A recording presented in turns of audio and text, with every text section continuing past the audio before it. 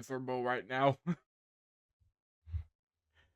So, I had to rush to get to the house after finishing up all of the notes and stuff that I had to do to type down because I had to go on my grimoire and search up a lot of information about this creature that I'm going to be talking about. And I was late coming in.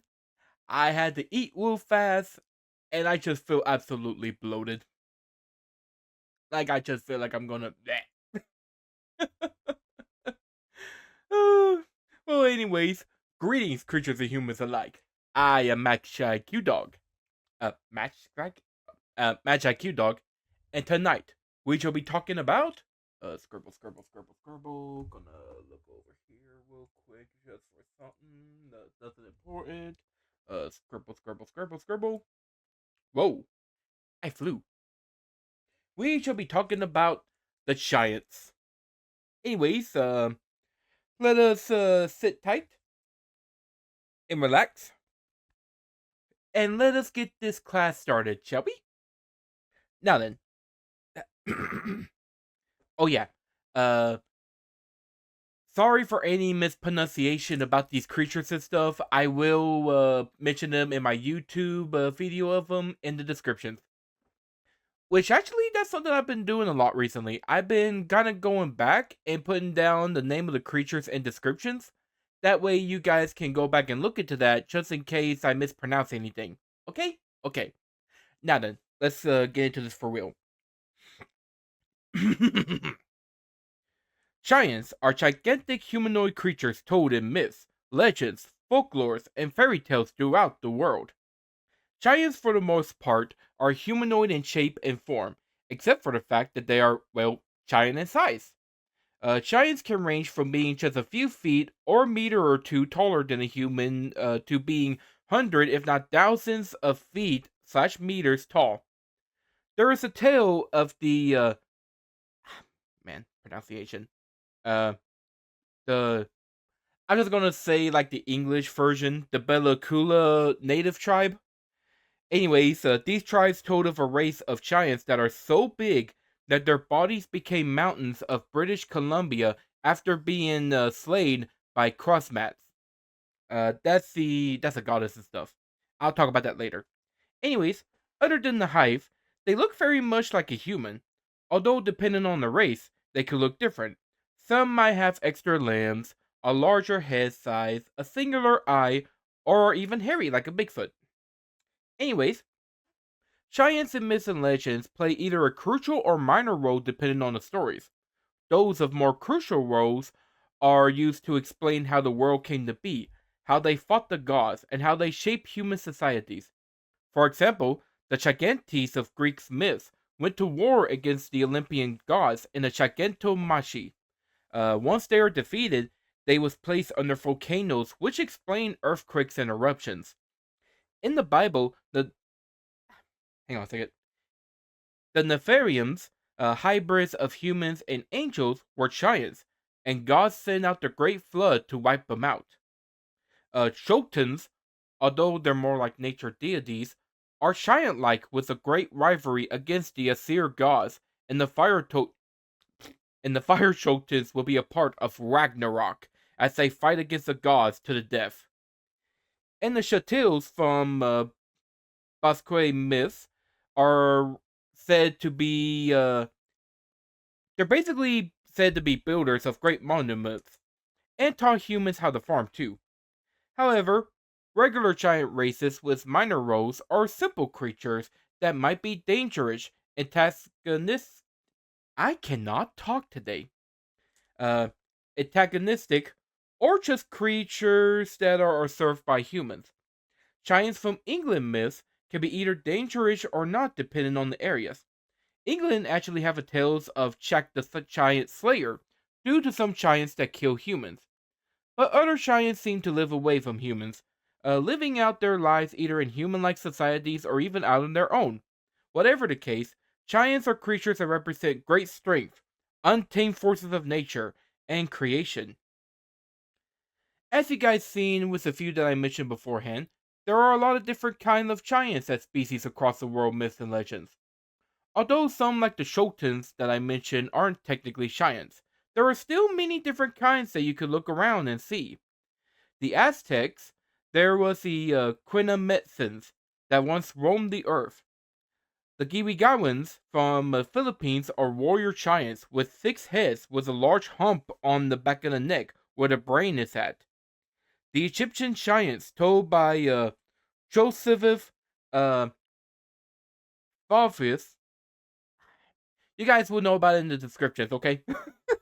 Anyways, this Roman author described them with loud booming voices like a lion's roar and being large with faces of both amazement and fear.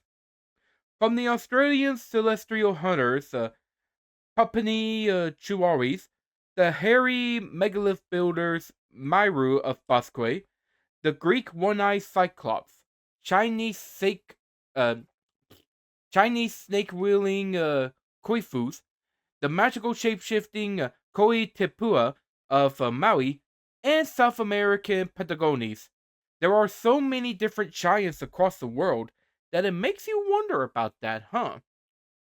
Anyways, when it comes to powers and abilities, giants may or may not have numerous abilities depending on the race. But whatever powers they do have, giants in general are powerful creatures. The most obvious powers is their gigantic size and overwhelming strength. A giant's body is way stronger than any human. Even a giant that's like 9 to 10 feet or about 2 meters could be 2 to 5 times stronger than any human. Other than strength, they also have powerful bodies with super durability.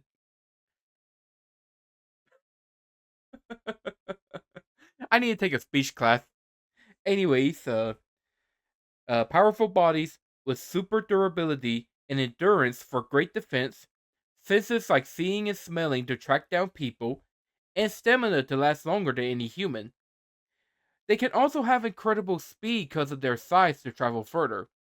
Other than size, though, some giants are also magic users, like shapeshifting and spellcasting. An example of this is the Fomorians, a race of giant-like beings from the Irish myths that are capable of controlling the seas and using magic to fight against the Tuatha De Danann.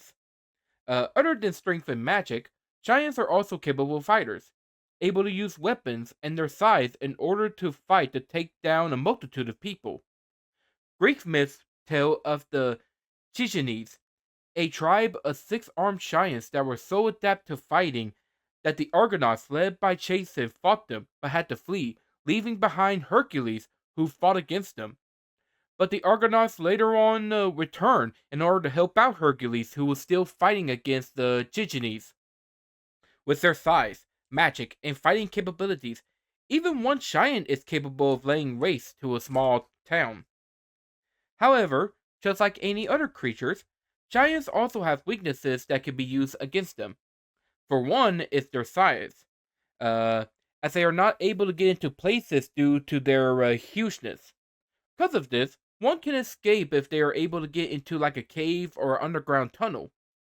Uh, their size might also be a hindrance when traveling in crowded areas.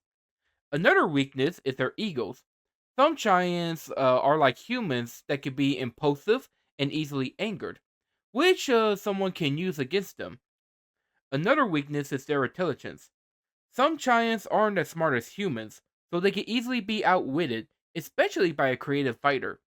However, this weakness isn't always the case, as some giants, like the Jentils and Mairus, or Mairus, however you pronounce it, are smart enough to teach humans of farming and building megalith monuments. And finally, in the English case, you have the giant slayers. These people specialize in taking down giants.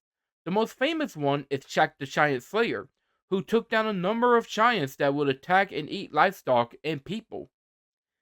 Now then, giants are the most common type of mythical creatures, but they aren't the only large humanoids. There are plenty of other giant-like creatures that are similar, but different enough that they aren't considered giants. These are what I consider to be cousin species of giants. And these are the trolls and ogres. Trolls are similar to giants due to their size. To their take two. Giants are similar. Take three.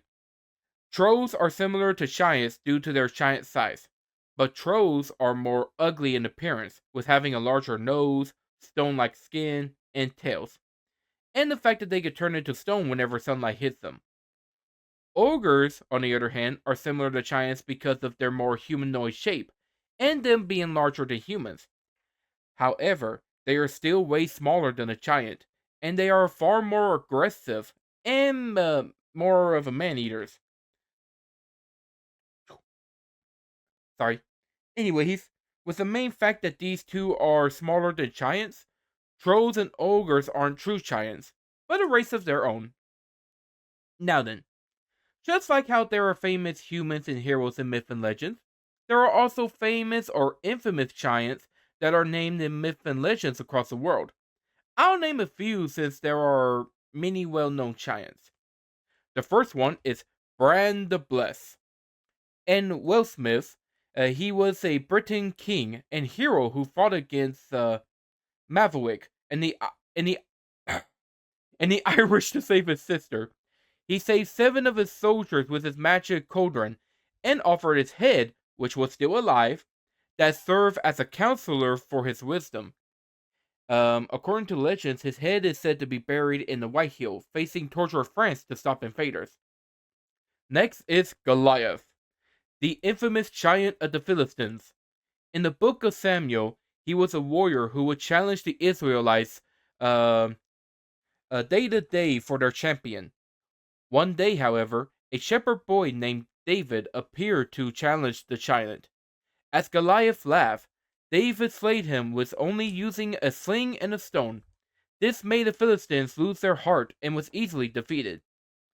This battle also gave us a phase like David and Goliath, whenever we're talking about like the underdog facing off and winning against the person that's supposed to win.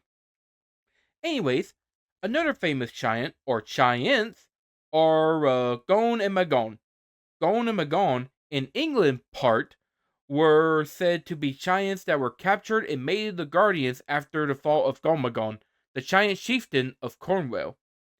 Then you have Finn McCool, the famous hero and giant who created the warrior band Fanya and created the Giant Causeway, a famous Ireland landmark, in order to get to Scotland and fight against his opponent Benandonner. And last but not least, for the American part of me, you have the American folklore giant Paul Bunyan. Paul is the most famous lumberjack who ventured across the U.S., performing many feats as a logger and pioneer. Of these, there was the making of Lake Michigan in order to make a watering hole for his giant blue ox babe, making the Mississippi River on the Mississippi River. Anyways, he made the river by dragging his axe. He made the Grand Canyon by also dragging his axe. And he was able to cut down forests with one swing of his axe.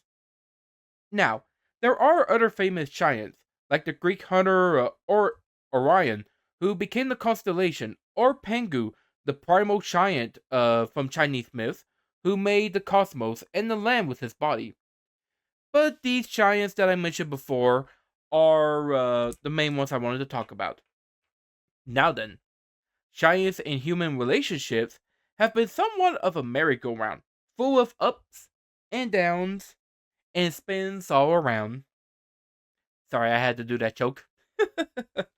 Anyways, a lot of their relationships, though, seem to be more of a neutral or negative light. Giants and humans often have conflicts which result in deaths and battles. This may be due to the fears that humans sow to the giants by their height, giants being violent that crushes homes, or even the case of giants seeing humans and their livestock as prey. In the native stories of the Pautes, P-A-I-U-T-E-S, there was once a war between the people and the Si-Te-Cah, a race of rare, anyways, a race of red-haired giants that were man-eaters. There's also the case in England where giants were violent and had dealings with humans, which resorted to giant slayers like Jack. However, not all the relationships between the two are bad. In fact, some were beneficial and friendly with humans. There's, of course, the Jentils and Mairus, like I mentioned again, that they were helpful to humans. And of course, not all England giants were violent to humans. In fact, some relationship between humans and giants were to intermingle, and they even had children who are half giants. But overall, the relationship of the giants and humans are just kind of all over the place. Just like this stream. Guess it just depends on the giant. Now then. I talked about how well, I have messed this up already. Just so you know, I am not a very good teacher, but y'all show up on this class lesson. Anyways, now, I talked about so much about the giants already, but I do got a question to ask you. Why, in some of the facts that I mentioned above, talks about the demise of some of these giants, like the Gigantes being sealed, the Nephilims and the flood, or the Quinametzins that once roamed the earth? Well, that's actually because giants facing extinction or being sealed away is a common trope in mythology. Hang on, guys, I'm going to take a second.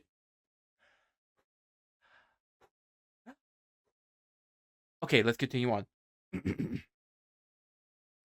There are multiple different species of giants that have died off or went away due to multiple reasons, whether it be by the gods, major battles and events, or simply them retreating to hide away from the world. Regardless, there are many giants that face extinction. There's the Si-Te-Cah that I mentioned before. The war between these man-eating giants and the Patis led to their extinction. The Quinametzins from Aztec once roamed the earth, but the gods wiped them out after they didn't worship them enough, allowing humans to exist. Let's see.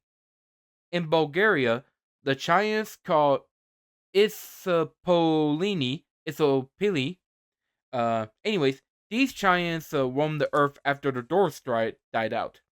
However, they too got wiped out because God deemed them unfitted for earth due to their weakness of blackberry bushes. Yeah, you heard that right. Look it up if you don't believe me. However, not all the giants face extinction. The Gentils, which I mentioned way beforehand, they simply disappeared into the land at Nefara. And other giants, like the giants in Jack and the Beanstalks, there was actually two giants in the story because there was a wife. Anyways, they happen to live in areas like in the clouds that are far away from humans. So that's why we don't often see giants roaming around here. Now, to you humans, giants are just like any other mythical creatures. One that isn't real, there's no evidence, they never existed whatsoever. However, let me tell you, giants might be more real than you think, at least in the scientific field. You see, there is a disease called gigantism, a rare body condition that causes excessive growth in height, resulting in those becoming taller than average humans, making them more giant-like. But this disorder causes multiple complications in the human body, including joint pains, headaches, and muscle weaknesses. There are treatments of this disorder, but it costs a lot. But other than gigantism, there are some people that grew to giant size due to genetics. The most famous giant human is Robert Wadlow, who was at an amazing 8 feet 11 inches or 2.718 meters for those outside the US. Anyways, he was the tallest human in recorded history and was once called the Alton Giant or the Giant of Illinois. There's also Sultan Kosin. At least I think I pronounced his name right. Anyways, He happens to be the tallest human alive who's from Turkey, who's also in the Guinness World Records. Good for him. But of course, and this is just a theory on my part, but with so many myths of giants across the world, and the fact that you have prehistoric humans and animals like the Chagentopithecus, who Chageto, Chagentopithecus, which was a prehistoric ape that was 10 feet tall, and Homo erectus. Stop it with the dirty dots. uh, these were the tallest known prehistoric humans. Anyways, my point in the theory is perhaps there might have been an undiscovered race of ancient humans that might have inspired the giants. Who knows, really? I'm not saying that there is, and I'm not saying there isn't. I'm just saying that there has to be something connecting the world with giants. But, anyways, regardless of whether giants are mythical or genetically tall humans in history, giants are one of the most iconic humanoid creatures in the world, and they have become, well, giant in modern media and pop cultures. Books, movies, games, cartoons, animes, and there's even a festival that shows and celebrates giants. In the Harry Potter books, giants are violent and dim-witted large humanoids. In the retelling movie of the story Jack the Giant Slayer, the giants are an enemy that assembled an army and climbed down the beanstalk to invade England. But in the book and movie BFG, a friendly elder giant named Runt befriend the little girl Sophie. 2019's movie Hellboy had Hellboy fighting 3 wild giants. Although whether that movie is good or not depends up to you. Let's see. Now, in video games, giants are also seen as either bosses or antagonists in PCs. The PlayStation 2 and PlayStation 4 remake game, Shadow of the Colossus, have you go and hunt down 16 Colossus, or the giants of the games, in order to revive your loved one. The Skyrim games have giants that have pet mammoths, apparently. I never actually played Skyrim and stuff, so I don't know about that one. Anyways, I do know, however, that in Elden Ring, you got giants that will smack the shit out of you. I don't actually own the games, but I've seen the clips and I have friends that talk about it. Oh, I still remember this one clip where the giant just takes something and just goes wham onto the person who was on the horse. It was hilarious. But anyways, back into this. In cartoons, you also have giant characters. There's Disney's Willie the Giant, who first appeared in Fun and Fancy Free cartoon. And you have Kenan from Adventure Time, who is a female giant and ex-girlfriend of Billy the Hero. Oh, I know what I typed down. It's just that there's autocorrect. Anyways, you also got anime that also got a bunch of giants as characters. With One Piece, you have the giant race with Dory, Froggy, Chakra D Sol, and Harushin as giant characters. Diane from the Seven Deadly Sins is a fierce warrior and a female giant. By the way, she is my favorite. Yeah. Anyways. And you also got Attack on Titan, where you have the Titans, who are man-eating naked giants, with the main character Eren becoming one. And last but not least, in France, there is the Festivals of Giants. They basically celebrate these mythical creatures with festivals, parties, and they even have these giant wooden dolls of giants that are able to move around as well. I didn't know about this part. I actually saw it and I thought, ooh, that's pretty cool. But yeah, I recommend checking that out. It's the Festivals of Giants in France. Anyways, to wrap this up, giants play a major role in world myths and legends. Whether they play as the giants roaming the mountain ranges or fierce enemies in epic battles, giants inspire both fear and awe to the human imagination that has stretched for centuries. So whether you have one as a friend, or an enemy, or simply in one's way, Just make sure you don't get stepped on, because you'll go splat. Anyways, with that, that concludes our Creature of the Week with the Giants. So, what do you guys think about this? Do you think the Giants are pretty cool creatures? Do you think that there are way too many species of them? Do you think that mythologies have kind of a cruel part with them when it comes to their extinction or not? Let me know in the comment section on my YouTube page. But anyways, I do want to apologize and stuff for my speech and stuff. Obviously, I need to take a speech class in order to talk correctly. But then again, you can't expect to read a whole script and stuff and not mess up every once in a while. Now then, before I go, I gotta tell y'all this. I think in the next 45 minutes or so, I'm gonna do another stream, but this was gonna be an art stream. And I have no idea how long I'm gonna do that one though, mainly because of it kind of already getting late and stuff. But hopefully I'll be able to finish up the drawing that I'm doing. It's my Fakemon art stream. But anyways, I hope you guys is able to come around and see that as well. For those on Twitch and stuff, I'll hop on in the next 45 minutes. And for those of you on YouTube, just keep an eye out for it, okay? But anyways, with all that out of the way, thank you all for coming on this fantastic Creature of the Week stream. I hope y'all had as much fun as I did. We got to learn about giants and their huge personalities and stuff. And if you wish to see more of this, just check me out on Twitch and also check me out on Twitter and YouTube as well. And by the way, we are kind of close to meeting the quota to be Twitch affiliated. So if you guys want to help me out on Twitch, just hop on over there and leave a follow. You'll become part of my guild.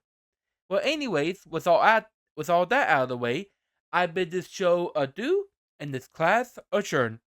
So see you guys. So long. Bye. Okay, bye.